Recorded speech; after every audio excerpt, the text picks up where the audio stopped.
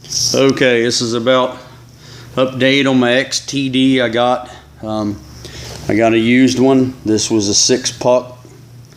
This is the used one. Here's the new one, and here's the new pressure or the friction plate I went to. Now the difference is one of them's a 6-puck and one of them's the solid disc. Now the only reason why I went to the solid disc is because I daily drive this. I don't race it. I put this in here and it ran 30,000 miles. From what I can tell, these are identical pressure plates, so you're getting the same pressure plate as the one that came with the 6. They're identical. There's no difference in them. One's just new and one's not. Okay, you got your throwout bearing, your little tool here, and you get a pilot bearing right there. So that's good that they send you that. But there you go, you got that. Like I said, I did a video already on this, the review. I run this about 30,000 miles, maybe a little bit longer, and I changed it out because the transmission bearing was going bad. It was making some noise. My car it's an Integra. It has 220 some thousand on it, so it's got a lot of miles on the transmission. But this disc here, I mean, it looks good. I have no complaints over what it is. I just wish they would put a little bit more friction material on this. You can see there's a little bit more on this one than there was the 6-puck. Of course, I don't think they expect you to daily drive a 6-puck. I don't think that's what their plan was. Now this is pretty much an everyday daily driver disc. You can see there's, from the rivet, before you get to the rivet right there, this first one, there's a good amount of material versus what it was on this one. So you should get a little bit of mileage. Now I don't recommend you race these.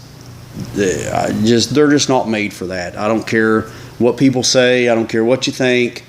They just aren't built for that.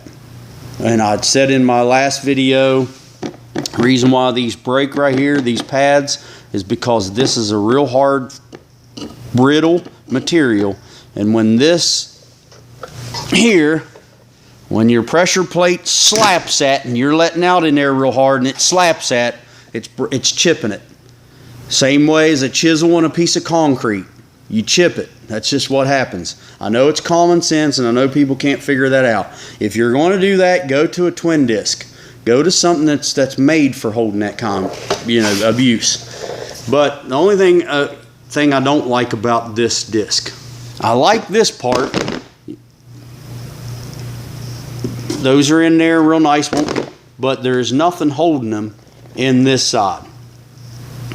So if they choose to weasel out, which they could, if one of them would break, if one of these springs would actually break, the thing's just going to slide right out of there. You're going to have that problem. Then it's going to come out and probably come into your pressure plate. What is it? Pressure plate, or your whatever side it is. I can't remember which way it was, but it's going to come out. That's the only problem I got about that, is there's nothing in the center of the spring to hold it from slipping out. It'll slip. I could probably take a screwdriver, pop down in there, and pop one of them springs right out. I don't know if that's going to be a problem or not. I went unsprung on this, and I was daily driving it. Did fine unsprung.